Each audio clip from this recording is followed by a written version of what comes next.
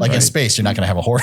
I was just going to say that. Dang it. That not like shows like Firefly. You know, horse with just like a helmet on and it's just like He's doing this. fine. Right? It's fine. I want to write that story. Space horse. Space Pegasus. Space Pegasus, but the wings don't work, so it's just like they would need jets of some kind.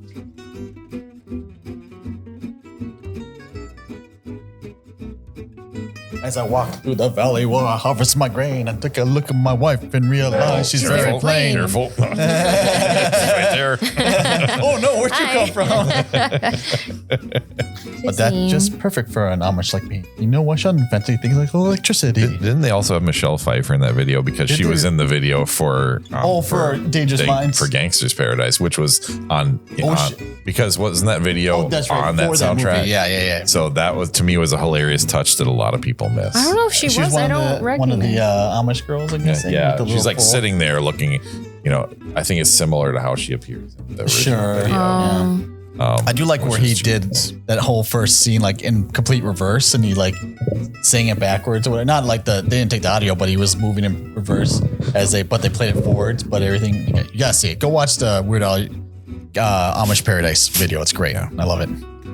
Great song. I did that on a cruise ship once. He did. Him and his three buddies. They like karaoke. They used the music for Gangster's Paradise, but then they did the Weird Al lyrics. You got a bunch of high fives. It was great. It was honestly really awesome. That's great. Actually, I have a video. I might post it. I mean, let's see. Extra content. Extra content. This is why you behind the paywall. No, I was kidding. Yeah. I'll put it on the Discord. Join the Discord. He can recreate it. Yeah. Yeah. Oh, I could recreate. Yeah. Depends. What's it worth to y'all? Yeah. Tell me in the comments if you want to see it. I'll do it. We'll do green eggs and ham as Gollum and Smeagol or sure. What voice would I do if I had to like pick one that I could do well? Or just an accent. We could do it as like the United Nations or something. You can do Wakandan. Oh. Yeah, you can. Do what? Wakandan. Like it's like an African accent. I won't do it here. But it's one of my favorites. It's not fair, but at the same time. We talk about like how we are just parrots and we just enjoy seeing if we can do voices. It's not like, again, to be offensive or to like, because you can take a voice and be super offensive. Like, you know, but you can just do a voice because you want to see if you can do that voice, And a lot of let's be real. A lot of the time, the first time you decide you want to try it was because something that was offensive made you laugh. I mean, I will not disagree or agree to that, but Yeah, okay. So let's not be real. I'll be real. I was like, I can't say that's accurate, but I wouldn't say I'm not. No, I wouldn't have done it, I wouldn't not say that. My attorneys tell me that. No, I cannot. No, I mean, because I like to do puss and butts, but I like just because his cadence and the way he does it. It's not like, oh, let's go get some tacos. Like, it's not like that. That's not what makes you laugh. It just is an interesting, cool voice, and I want to see if I can do it. Yeah. Like, that's it. But is it more okay because you are Hispanic? No, not necessarily. I disagree with anybody should be able to do any voice. Yeah. Especially if you're a voice actor, that's your job to act like something else. Right. No, you have to hire people who naturally have that accent. No, it's called acting for a reason. Yeah. But apparently we can do I can do Russian anytime I want now because they're the bad guys, right? They've always been the bad guys, which is nonsense. But whatever. It's like I can joke about how I kill you with polonium cigarette and then I cry from happy. It's funny. So we were watching Miracle the other day, and they had the Russian coach and everything, and they couldn't have picked like a more menacing, like stereotypical like Russian guy. Because I looked at the guy, I was like, does he really look like that? No, the real guy didn't look anything like that. That's but he had the big bushy eyebrows, and he's squinting is like, yo, push, puck, blast the ball, not the ball. I'm gonna let you dig your own hole there. Back to you, Oscar. I used to play bass for digging your own hole. Yeah. That's not a good one. That needs work. I still left. Sometimes it just itches, Oh, we're leaving that in. Oh, man. What are we doing here today, Oscar? We are here to talk about vehicles and transportation in stories. Yes. What is this? These notes for amateurs. Yeah. I've not looked at these before. But yeah, we are Bards and Balladeers. The podcast about story in all its forms. I'm Oscar. I write historical novels. I'm Kate. I'm an author, mostly fantasy, and a musician. Yeah, and I'm Rio, and I write the Never Told series so far, and other projects hopefully coming soon. So join us, subscribe.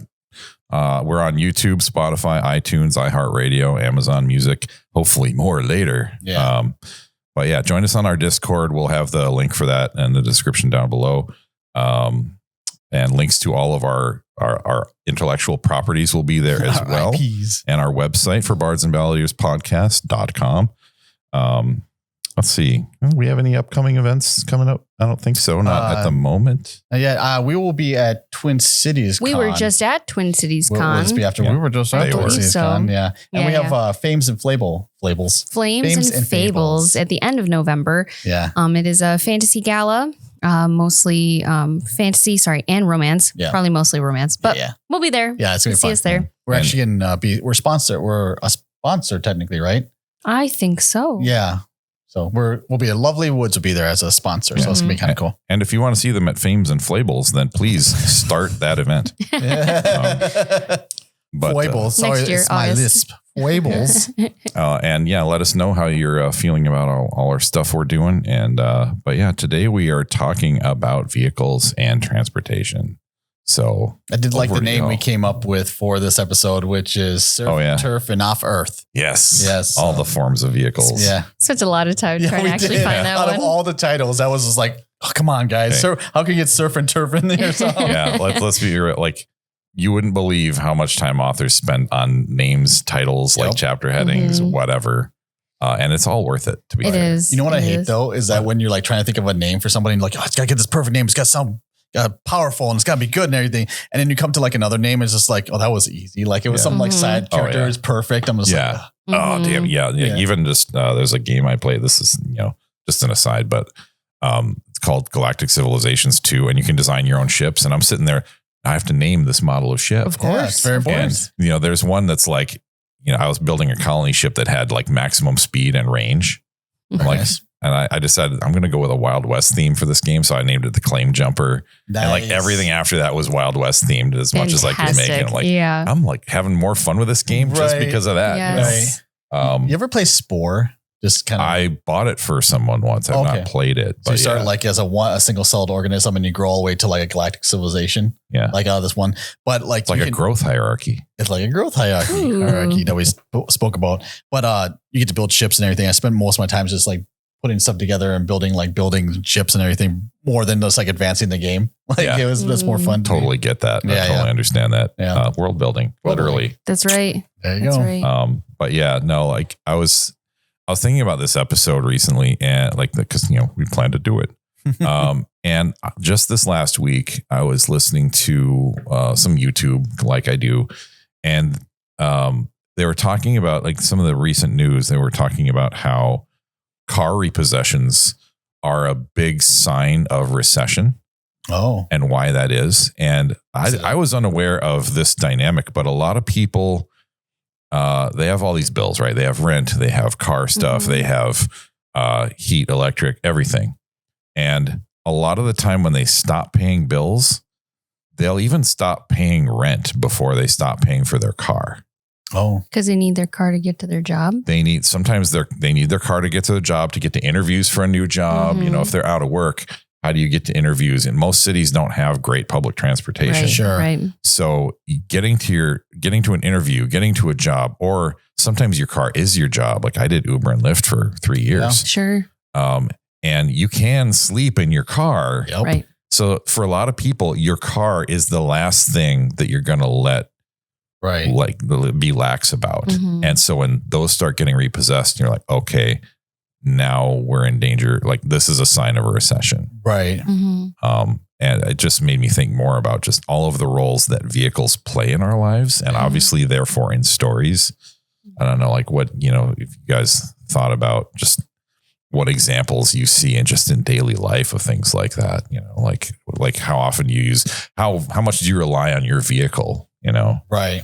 I mean, it's kind of changed just a little bit because of like COVID kind of changed a lot of that because people work from home. They just, and that's to me, you can argue whether or not, people to do their job while they're home. But it's one of those things that like a lot of companies just said, well, we're going to get rid of the office because you guys are still doing your job at home and everything. And you worry about that stuff. So it made kind of that need for transportation not unnecessary, but it's just like not as important, you know. And like where your internet might be the last thing you'd let go. Then that's your vehicle, right? Yeah. Like that's the thing that helps you with your livelihood or whatever. Yeah. Well, it's your vehicle on the information superhighway. Why you gotta be so like that? Like these people need this on the internet. That's how they're watching us right now. Yes. Is it a reference or just being sassy? It's just what they used to call it, the information superhighway. Yeah, that's why I made that face. It's like, it's the information superhighway. Because they're really trying to market the internet. Please buy cable internet. You know, it was just they're trying to push it. AOL. Probably. Oh, sure. I feel like that's an AOL thing. Do you remember Juno? Vaguely. Now that you've said it, I'm like, oh, that rings a bell. Alaska? And that was about it. Yes. No, it was like I think it was just email. I think you just dialed in, got your email, and that was it. Yeah. There was no like internet access. Simpler times. I had Vizzy for a little while. I remember Vizzy. Yeah.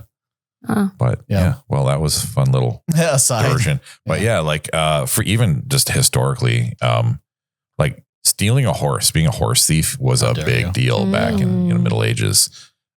Because I mean, having a horse it's not just a mount, but often, it pulls wagons or, I don't think they had like horse-drawn plows or anything, but I'm sure horses did work. Yeah. And there's a real like financial and even sometimes a status thing tied up in having a horse. So being a horse thief was a particularly serious crime in certain cultures. And therefore, like, would having your horse being stolen be incredibly like demoralizing? It could be, because like if you had a horse and it did all kinds of work for you and you lost it, like what are you going to do? Have a kid? Like, that's not going to happen. You're going to a few years. You got to buy another horse, and then they weren't cheap. You got to train horses. Yeah. Mm-hmm. I actually made a role playing character once. This is in GURPS, so I wanted a horse. No, it was not. But it was in GURPS. You have disadvantages that give you points back, and I decided, okay, he's an outlaw.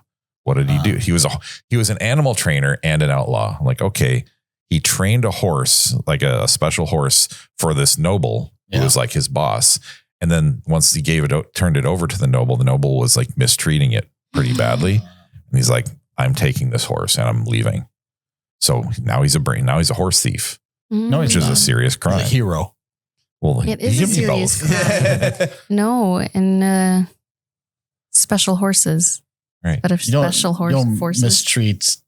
Well, see, I guess that becomes a difference because you don't mistreat animals or living creature, but you can mistreat a car. No one gives a crap. Like, you mistreat a what? A car. Oh. Carro. Coche. From. I thought you said cardinal. A cardinal. Like, well, yeah, you probably can. Not if they're old. If that's your vehicle. But it almost became, I mean, having transportation is one, I think falls in one of those necessity things. Like you just have to, unless you live in a big city, like you're not going to get around easy. Like, like you said, like how public transportation isn't always super accessible. Yes and no. Like even without that, like, if you live in big cities, sometimes like your grocery store is just down the block, or there's food like in New York. I'm sure there's food and stuff everywhere around. New York is one of the cities with better public transit. Right. Because they know they comparatively, right. Or Americans here. Yeah. Fair enough. Yeah. We don't got no super trains or bullet trains. Yeah. Mm-hmm. But a lot of cities aren't walkable. Yeah. Or that when, like in Europe, there's a lot of cities or places that they judge their distances or to get to one place to another by distance and not actual time. Yeah. Because here we do time. It's like, oh yeah, it's half an hour to Burnsville or it's half an hour to wherever, it's just like, but because we have, at least we have a good highway system, relatively speaking, not here because they're tearing up 494. Right. Yeah. Yeah. That's part of the maintenance. So I know I've met a lot of Canadians, especially when I was doing Uber and Lyft. Yeah. And they would say, one way you're in the US is the roads immediately improve. Oh. So. Well, Canada has bad roads? Apparently not the greatest. And of course, the northern 3/4 of Canada, like a lot of it doesn't have roads at all. Sure. For sure. Yeah. It's wilderness. And most Canadian, the vast majority of Canadians live within 100 miles of the US. Yeah. Or they have snowmobiles. Which is also a vehicle. Yeah. But then again, that brings up the topic of vehicles for specific areas. Like you don't have, horses kind of maybe weren't versatile for everything, but then you would have like carts and they would be easier to get from place to place. And then you would have cars and then you would need like snowmobiles or depending on where you are. Like in space, you're not going to have a horse. I was just going to say that. Dang it. Yeah. That not like shows like Firefly. You know, horse with just like a helmet on and it's just like He's doing this, fine. right? It's fine. I want to write that story. Space horse. Space Pegasus. Space Pegasus, but the wings don't work. So it's just like. They would need jets of some kind. Well, space horse with a jetpack. Space horse that eats a lot of beans. But it would have to be exposed. Okay. Yeah. We're just trying really hard to make this work. So yeah. Let's like make some notes here. Yeah. Space horse. Is this character or world building? Because I'm here for both. A little bit of both, I guess. Yeah. Does a horse have a name? No. Okay. Sorry. But yeah, proper right tool for right job, right? Kind of thing. So yeah. And but that's the thing, like what functions do vehicles serve in stories? Is it just transportation and livelihood? Like sometimes it's your home. Like sometimes it's, like for weapons, like, jousting or whatever you're carrying the knight. I mean, hell, even there was this war before World War II, between Russia and Finland. Yeah. And the Russians got embarrassingly demolished in that, like the first part of that, because the Finns they'd ski up, shoot you, and ski away again. We're talking like legit biathlon stuff here. I was gonna say, isn't that why they made the sport the Canadian drive-by? Yeah, I feel like the sport must exist just to like make the humiliation of the Russians like a permanent thing. Hilarious. I did not know that. That's great. Well, even if it's not the reason, it's my reason now. Yeah, it seems like a fun reason. The Finns were brutal. They were. Well, they were also, the Russians were brutal to them in turn. Not that fire against fire is justified, but they were defending, Yeah. Like Russia was invading. So exactly. Yeah. Yeah. It's like, well, okay, we got skis, and skis aren't even vehicles, but it's like, it's for that same kind of purpose. It's like a step in the direction of full blown vehicle. It's a tool to help you get from A to B in an efficient way. Exactly. Exactly. Yeah. You become the vehicle. That's a wonderful example, I feel like, of because I'll even admit it. I personally, I was having trouble with this topic because I just think it is such a wonderfully broad topic, and how even the ski one is just a great reason why it can be metaphorical in a way instead of just a physical, just talking about cars or horses. Right. There's so many different ways that we can, discuss vehicles in story too, and how, what is the purpose of them? Do they drive the plot? Can they drive the plot? What purpose do they have with the plot, or just world building or character with the space horses? I mean, there's a whole Fast and Furious franchise. Exactly. People love that. And, I'm not saying that's especially realistic or anything, it's just no, like a lot of cars, they go over a rough bump and they shut off for a half hour. So okay. Shit. But that's a good point too, of just maybe the vehicle isn't a primary role in the story, but what is Speed Racer without the Mach 5? Right. What is Firefly without the Serenity? What is Han Solo without the Millennium Falcon? What is Macross Plus without the prototype fighter jets? Yeah. Exactly. The story doesn't exist then. No, that's the whole reason they're there, is they're test pilots. Right. Any kind of nautical fiction, obviously, you need ships. Yeah. Exactly. How are people swimming, getting from A to B? Anything we did in the whole episode on islands. Well, how do you deal with literal islands in the sea without ships or even planes or whatever? Mm-hmm. I do think that too, vehicles, especially let's say cars, Fast and Furious, we joke about it, right? But cars are so ingrained in American, just lineage and just what we are, because one, we developed them. I mean, sure, some of the technology came together, but the whole mass production of it, and it's ingrained in who we are as Americans. So we just put so much clout behind that, and so it does, again, it's a vehicle and used in the show, but it also becomes a show of ingenuity or innovation. So that, and shows what we are capable of, as a society, or Americans again. Right. And And a lot of that is the result of highly successful marketing, where it's like, if we can get people to look at this as part of their identity, we can sell a lot more of them. Yeah. Very well said. And it really worked. Like, I think they ripped out, there was some light rail, in the downtown Minneapolis area, and they ripped it all out because there was some conflict of interest between city council members and auto manufacturers. Really? Whereabouts? If you go downtown, there are some little sections where you see like a piece of rail that they couldn't dig out or whatever. Oh, it's just an abandoned piece of rail. I didn't know that. Yeah, I think a lot of cities did this kind of thing. Like, I think General Motors had some influence there, and like various other manufacturers, but it's just successful marketing can make it be like, this is a cultural thing. I mean, the term chivalry is based on cheval, which is French for horse. Sure. I did know that. I knew something about that. Yeah. Only because I took French in high school. Yeah, that's about what I conked out of 4 years of French in high school. Chivalry. Sorry, Madam Callahan. It's still useful sometimes. She's sitting there and saying, I had high hopes for this one, but I guess not. She did not have high hopes for me, trust me. But she was smoking in class. Yes, she was. You're going to learn this somewhere. Yeah, that's the teacher's lounge, I'm sure. Probably with the whiskey and the cigarettes, yeah. No, in French, it's cognac. That's fair enough, yeah. That's right. Fair enough. But yeah, it's sometimes it plays a lot of different roles. It can be like, again, a status thing. Yeah. Mm-hmm. But I mean, I think a lot of stories, like I've one movie that I really like, because it's not even that I like the movie. I like it as an example of a lot of story type functions. And, part of that is I went to a Historical Novel Society conference where they used this movie as an example of plot pacing, like where to put plot points and what they look like. But it's the movie Collateral. Yep. For those who don't know, is it Jamie Foxx and Tom Cruise mainly? Oh. And I think, was that another Bill Paxton movie where he dies or something? I don't remember. Or is it Garofalo? Or I don't know, one of those guys. Doesn't matter. I just remember those two because they were the main, Yeah. people, yeah. Mm-hmm. Yeah, there's some other like main recognizable guy in it, but anyway, like the whole like the cab in that. Not only is it where a lot of the dialogue takes place, and it's it's basically a vehicle for this hitman. He's coercing the cabbie. So it's part of the cabbie's identity. It's how the hitman is moving around. It plays into the plot. It plays into the pacing of the story. Right. It is used at one point as a weapon. Shoot me. Slow down. Right.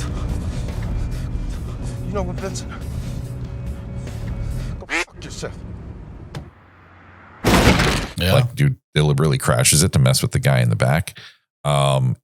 It's kind of central to the whole story. Mm-hmm. And so it fulfills a lot of these roles. But like, I don't know if you guys had got other examples of like where a vehicle plays such a central role in multiple ways, Right. Mm-hmm. The one thing I love about vehicles, not just being like an extension of the person who's piloting or driving and everything, but it becomes, especially nowadays, like vehicles have always been this grander thing that we're able to more or less tame, because you can imagine like someone piloting like a giant like cruiser class starship and everything and being in control of that and everything. Yeah. It's almost like a taming of these things.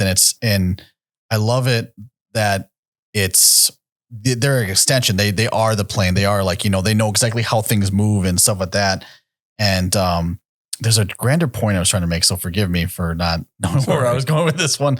But no, it's these beautiful creations that we have. Like when we make any kind of like vehicle and everything, it's not just like, because if you think of like just a boat, like a raft, they always joke about the raft with like the wood tied together and you can put on but then compare that to like four mast, like beautiful ship and everything. There's an artistry almost to a lot of this stuff that we do these vehicles because it becomes like not just a vehicle, it becomes a piece of art at times. Cause you look at a Ferrari or like a Lamborghini, like these are beautiful machines and everything.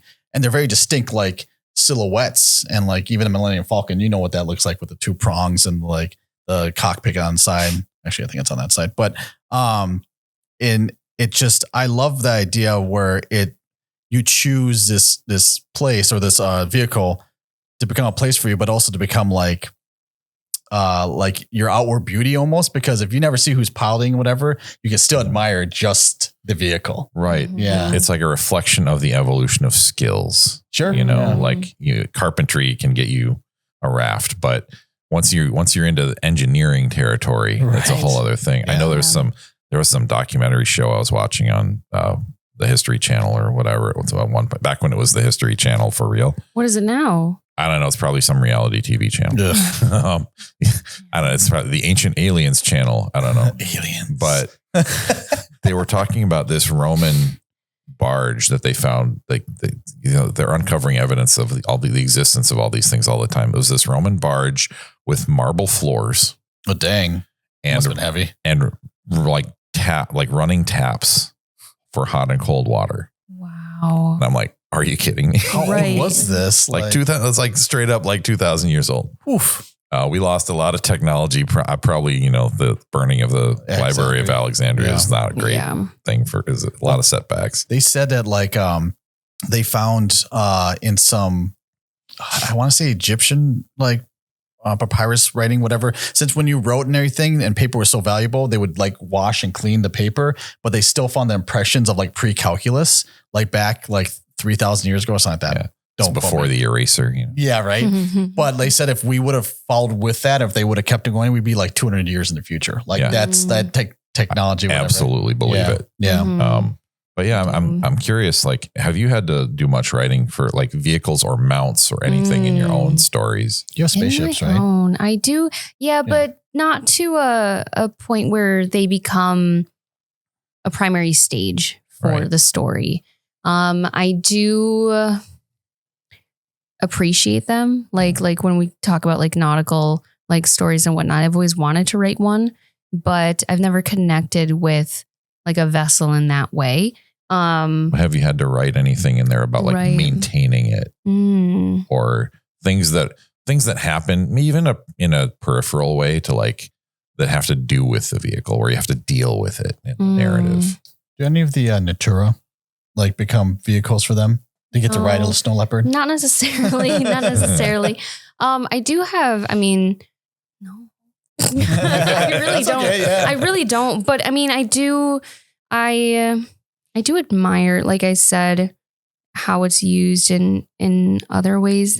I'm trying to like, I do have a particular type of vehicle that I did sort of, it's not particularly special. It's just a different name for it on one of the planets that I've created for Conquering Chronicles, the series, where I wanted to make sure that I was intentional about, fuel sources for this particular area. So having to think about that, whether or not it's solar or some other kind of powered. I in my head, I chose solar because it's the only thing that seemed relevant for where this character was. Yeah. Sort of on like this tundra area. So very vast, very remote, and needed to be able to function without or be able to function like independently, like without needing to like connect to a fuel pump or to connect to something. Yeah, so it needs to be off the grid, basically. Yes. And so this character, he does need to depend on this vehicle because if he can't,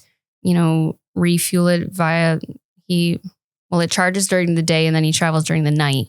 And so I did have to create the story sort of around this type of vehicle for this one character in this sort of like prequel sort of story. And I haven't been able to explore it all that much because I've been focusing more on like future timelines. Right. But talking about this topic has made me think about it more as I just talked it all out. So forgive me, everybody. Good. Yeah. But that's why I asked. It's like, because I know you said you'd struggled with this, and I thought you must have at least written some kind of vehicle or mount or something into some story you've written. And so then it's like getting to zero in on that. How have I dealt with that? How would a person need to deal with that? Sure. Right. Because I write, nautical fiction. Obviously I have to write about the ships, and often, at the same time, if they're in a battle, they have to look after its ability to float, its ability to basically be a home, keep it from blowing up at the same time as maintaining the weaponry, maintaining it as a weapon, as transport. You've got to maintain the sails, the cannons, keep the powder magazine from blowing up, keep it from getting too many holes in it that are going to sink it.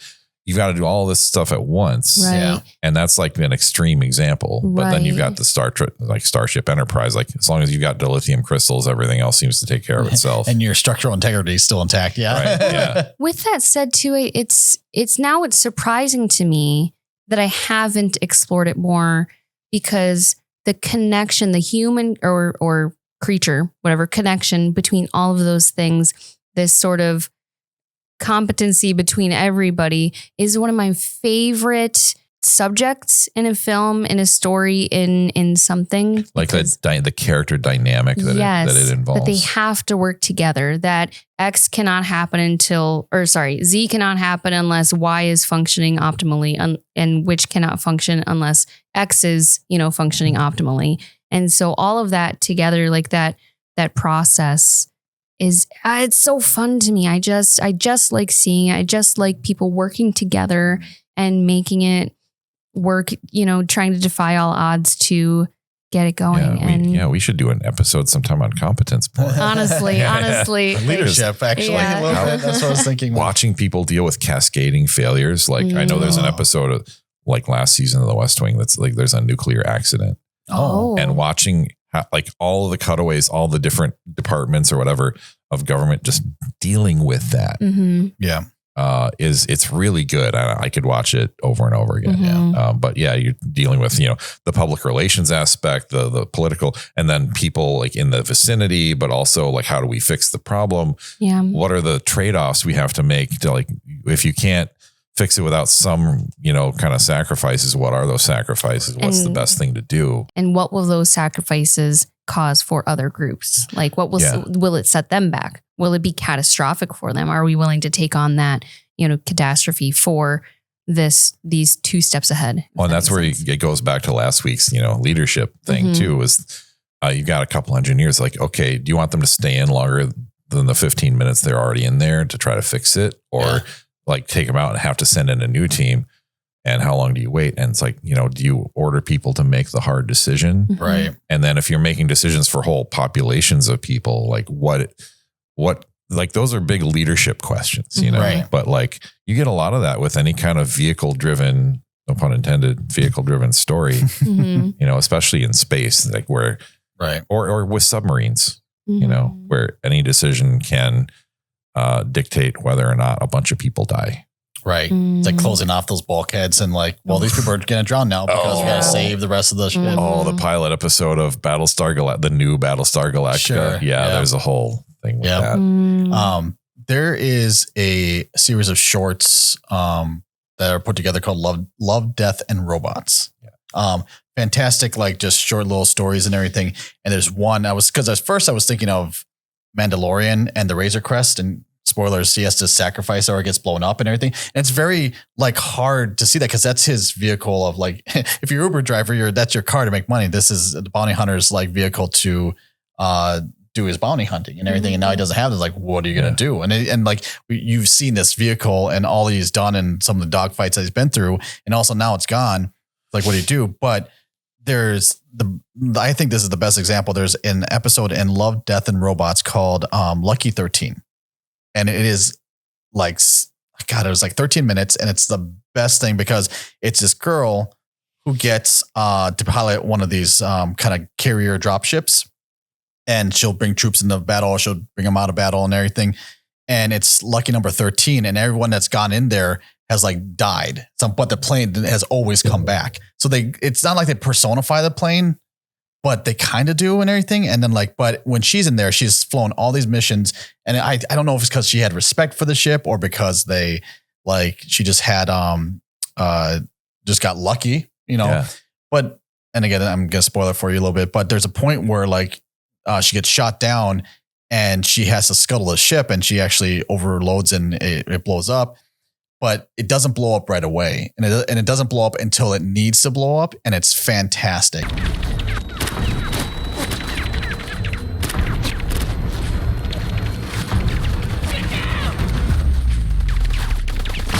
And it's like this really cool, cause it becomes a thing where it's not just the man and the machine. and the man controlling the machine, it becomes like almost like a cooperation of the two, especially when I guess there's like an AI in it too a little bit. I think I can't remember. I don't remember that. Yeah, it has like some kind of computer system, right? Whether it's AI or not. There's a reason that people call ships she a lot of the time about going back in history. It's like, it's like they personify it because it's high maintenance. No, sorry, I'm just because there is such a wonderful connection found with it, and especially when you devote so much time and effort into maintaining it, into like relationship.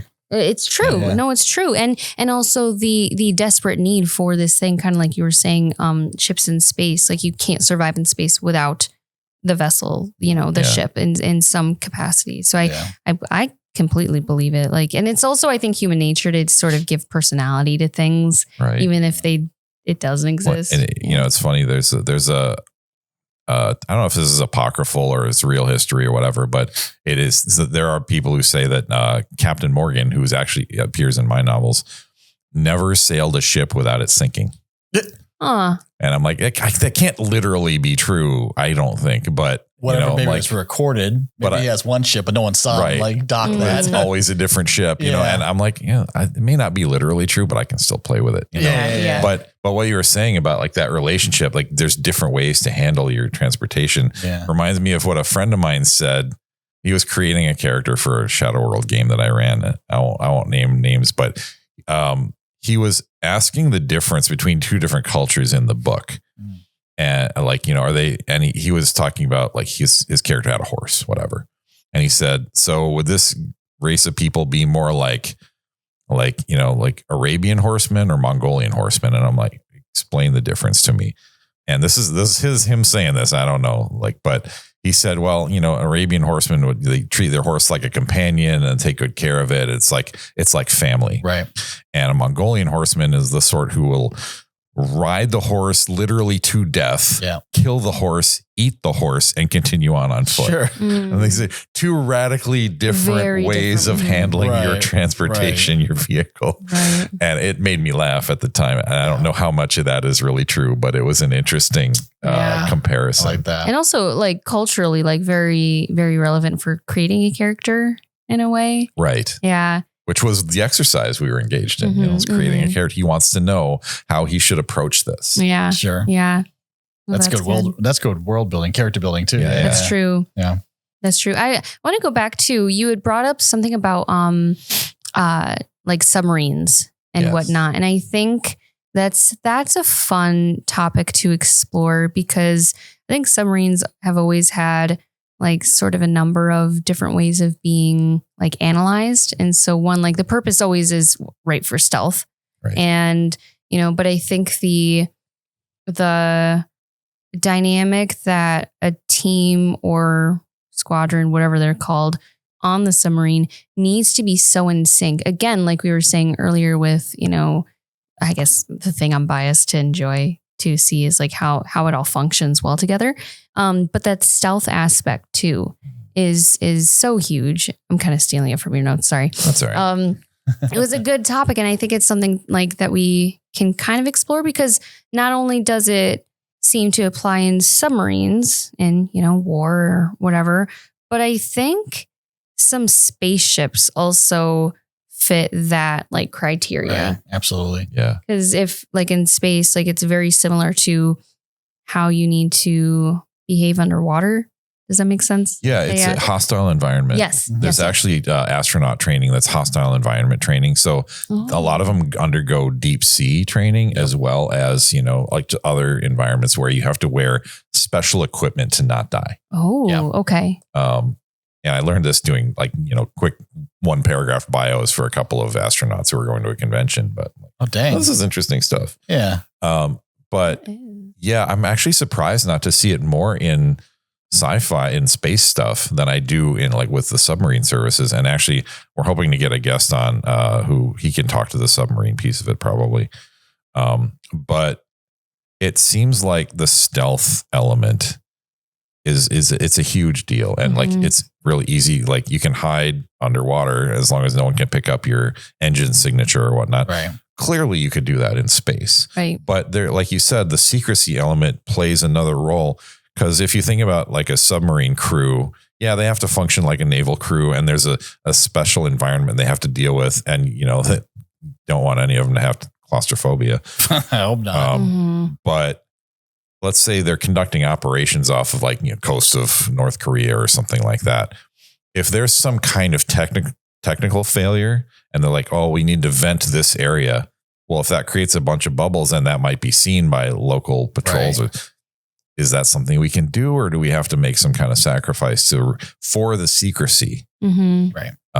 And I think that there's a lot of room for that to work in sci-fi too, because, as this episode of Firefly where they sneak up just by turning the engine off really early. Yep. Why can't more stories do stuff like this with space just by having their calculations down? Right. They thought a lot about, because even no sound in space, all their space shots, there's no sound. Yeah. Yeah. You just hear maybe the radio when they're chattering or whatever. And I have a theory, because as you guys were talking about why we enjoy the ideas of ships and, that community and family and people piloting ships, because for a long time, or for hopefully for a long time from now, that we have a community the ship almost becomes like an organism that is run by the internal workings of the human part of it. And we put a lot of humanity into these vehicles and everything, because like you said, if it becomes a home, if it becomes something that is necessary for peace or victory or war or whatever, but it's those people that are putting the efforts behind it that really matter. And again, put the humanity in there. And I wonder what will happen when all that gets taken away, because then you just have robots or AI controlling these vehicles. I don't think we're going to personify that unless those machines also gain a personality. I think it takes away that humanity, and then it becomes just a war by proxy. And then it's just well, no one's dying or no one's sacrificing, because we're all just playing with joysticks and trying to shoot the other guy's plane down. And it actually makes me think of an anime for whatever reason. There's this war that two humans and the alien race gets into fight with, and they're just fighting with drones, and they're all just kind of basically playing video games. And then no one was winning. It was a stalemate. So they decided to do Olympics between the two, and the humans come there and the aliens are 50 feet tall, but the humans still won because they just had perseverance and they had heart and strength, whatever. It's anime. Sorry. Anime, yeah. But it's one of those things that I think these ships that we do know, like the Starship Enterprise, Serenity, all these things matter because of the people that are in it. That's the only reason. Otherwise, it's just another ship. Because you can have it's the same Firefly class starship is run by tons of people who are just doing cargo, but it's this specific one because of the people, right? So that's why I think but if we take it away, I think it's not going to be as good. But it kind of goes back, I think, to what you're saying about Ender's Game, where if you think that it's not real, you're going to handle it differently than if you believe that if you have some personal investment in it. Right. Absolutely. And that personal investment in that case is just empathy for other people. But yeah, I think that, people ask, well, what is the point of this in story? What is the point of talking about this topic even? And I think we've all been kind of saying how people interact with the vehicle or the mount or the transportation. It's an opportunity to build meaningful character, show meaningful character traits, build meaningful character traits. It's an opportunity to move the plot forward. It's world building. And it also gives you another way to for that fourth leg method of telling a story. Right.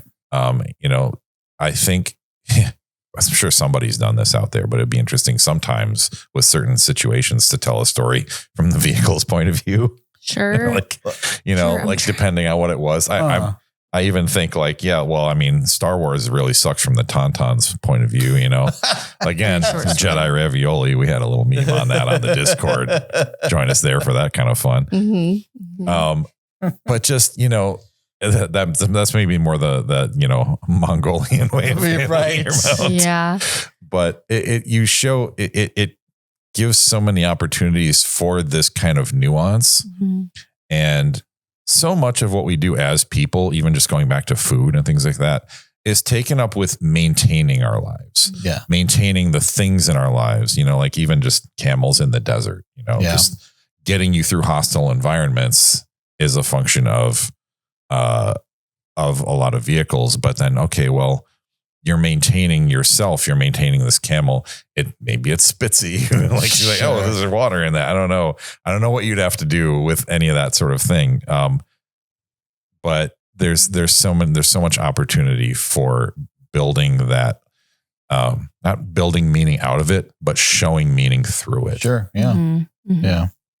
But again, I think it only works when we put the humanity to it. Like, and I think it's easier with live things. Like, well, I don't even say that. Even with the stealth element, like covering the tracks of a mount. Yeah. People just kind of overlook that's a thing. It is a good story does not overlook that. Sure. Yeah. Sure. But like, live mounts, you see, they already have a personality. So it's easier to show interacting with it. That's why you got to punch them in the face.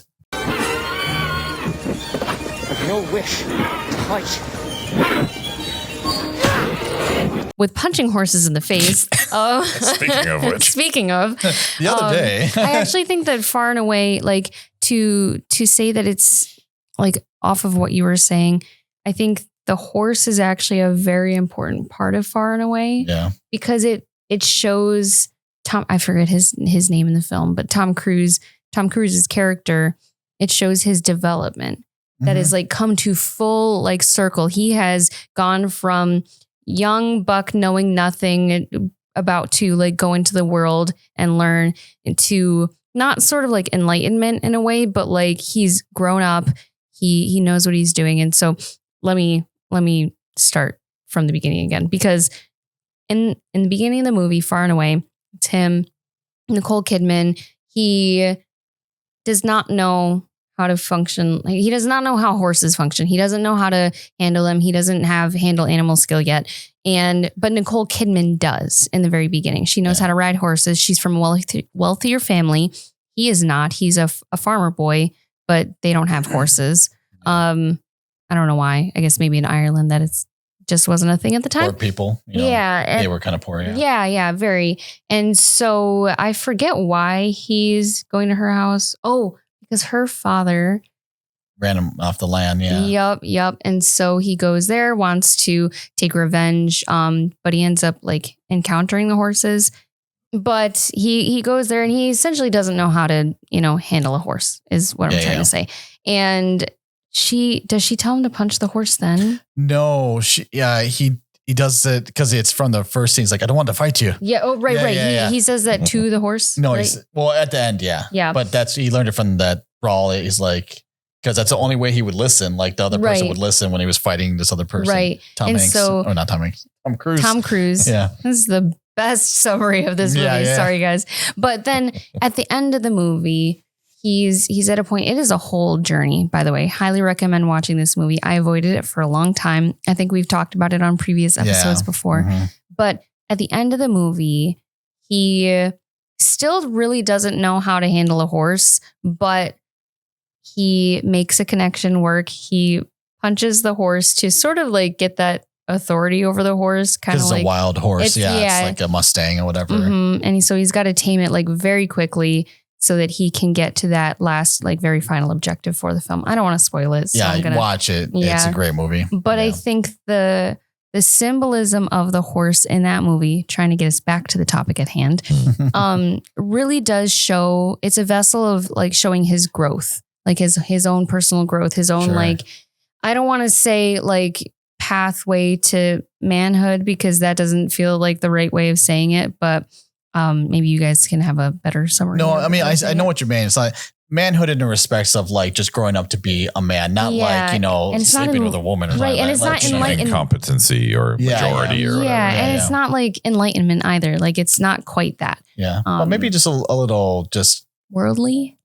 Coming to terms with like who you are and saying like, I'm going to do this. And like, there's no other way of doing it. So this is what I choose to do, kind of thing. I get what you're saying. Coming into your agency. Yes. It's a big word. Yes. But I think it's a good way of saying it though. So like that's another way that I think vehicles, horses can be used in stories, that not only just for transportation, but also using for symbolism, for character development, which you had said earlier. But when you also have it in like, different flags and such, like, elephants, for example, that used to be mounts.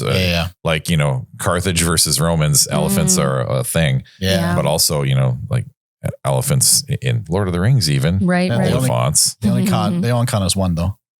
But like, they would be used to like disrupt horsemen because the horses don't want to tangle with those. Right. And so like a lot of stories go back to like, especially if there's mounts or vehicles that are involved on both sides of a conflict. Yeah. It's like, okay, well, they have this capacity. In order to deal with that, we need this capacity too. Like, there weren't horses in the New World back in the day. Right. Those are a new addition. But if you look at the stereotypical portrayals of Native Americans, a lot of them are on horses. Yeah. Why is that? Well, they're like, okay, well, now we understand this now. We're going to use this now. Like, we need this. We need to have the same advantage. But that's where you get things like the car chase or, aerial combat or that scene of just escaping the law in the first Bourne ultimate, like was the Bourne Identity, right? Which was fantastic. I love that movie. But just the skill involved in learning how to, like you said, handle a horse or drive a car. Like back in the day when the first pilots also had to know how to fix the engine. Right. Like, cause that might be something you need to do out in the field, Right. Right. Make emergency landing and then fix your plane. Yeah. Right. And so there's a whole lot of character growth wrapped up in the whole vehicles sphere of stories, like character growth from like their beginnings, but also just in terms of over the course of the plot of the actual story. Right. It's definitely for me best used when it becomes like another, I don't want to say character, but for me, another character. Like I enjoy when it becomes something that is mourned when lost. Like that's important to me. Yeah. Like again, if the Millennium Falcon ever got crashed, there'd be a lot of people like, if it ever like got blown up or something. There'd be a lot of people what? Unhappy. Well, at least I hope so. Yeah. There'd be a lot of like a lot of people dead. No, this is like how many people were in there? Like two. Right. Yeah, so. But no, that's a good point of just like we like to make these connections with these whatever type of ship, vessel, whatever it is. Yeah.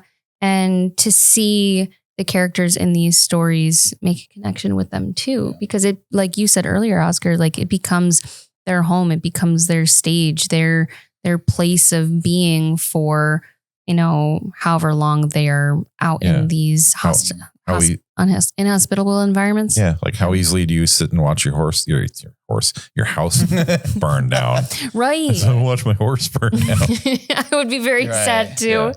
Yeah. But it's if it's your home, you don't want to lose it. If it's your livelihood, that's a big shot to your identity, your ego. A lot of the time, like there's all kinds of loss tied up in losing these vehicles or mounts or companions.